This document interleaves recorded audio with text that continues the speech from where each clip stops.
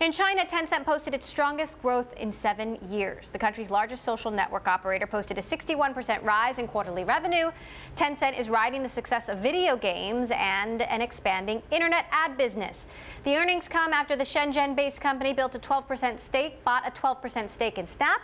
To break it all down, we are joined by Bloomberg's Peter Elstrom in New York. So, Peter, what's driving the growth?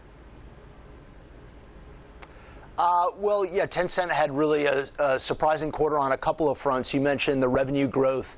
It is the fastest revenue growth since 2010. Also on profits, they blew past the estimates on profits by about 14% on a GAAP basis, which is substantially greater. This is a company that it seems like analysts are having a hard time understanding exactly what's going on.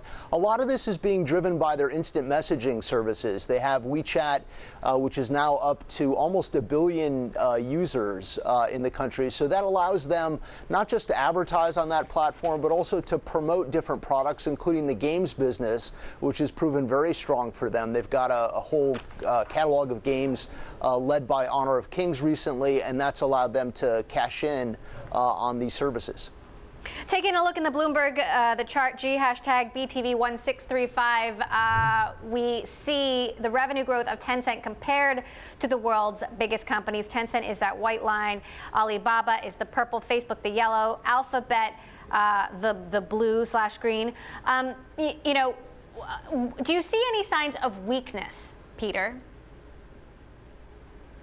Well, one of the challenges for the company is that it's very much a Chinese-focused company at this point. They've talked about wanting to reach out beyond China and expand international like Alibaba has. They probably have struggled a bit more. They're not as well known, I'd say, outside of China as Alibaba is. You mentioned the Snap stake. They've also taken a stake in Tesla. So they want to be able to expand. They want to expand not just the instant messaging services, but some of these games that have been quite popular. And they're working on that. But at this point, it's a pretty China-focused business. Now, so far, that's been great. It's been helped them tremendously. But they do want to move to expand internationally in the future.